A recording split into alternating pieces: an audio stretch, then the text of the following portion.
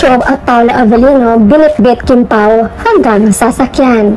Ang lakas ng karisma ni na Kim Cho at Paula Avellino dahil hindi lang sa teleserye umabot ang kanilang love team, kundi binitbit pa ng dalawa hanggang sa sasakyan ang kanilang team up.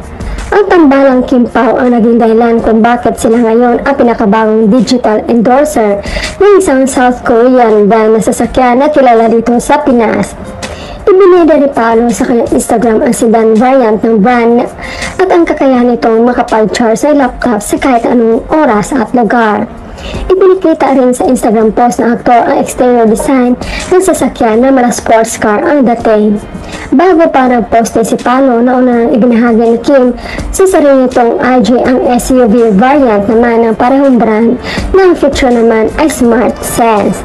Pero sa totoo lang, June pa lang nagsimula ng ipromote ni Paolo sa kanyang social media ang nasabing international car brand.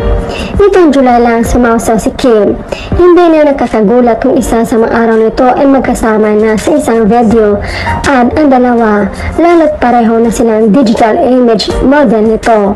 Ito ang maliwanag na resibo na mayagpag na love team ng dalawa dahil para mas lalo siguro silang mapilitang magkagustuhan at magkaroon ng relasyon sa isa't isa. Chika ng Kibitzers, lakas makapogi ng Daddy Pao namin, basta Pao, please alagaan mo si Kemi. Ayan na namin siya nakikita nasasaktan at umiiyak. Sana someday maging ganyang asmat kayo, best couple ever.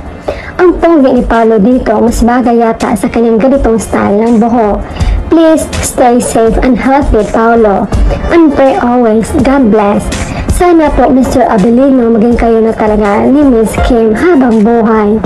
Dahil makita ko lang kayo na magkasama hanggang dulo, masayang masaya na ako.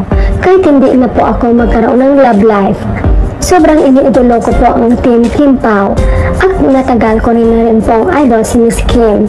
Deserve niya lang po yung lalaking magmamahal sa kanya ng totoo, unconditionally. At sana ikaw yun, we love you both.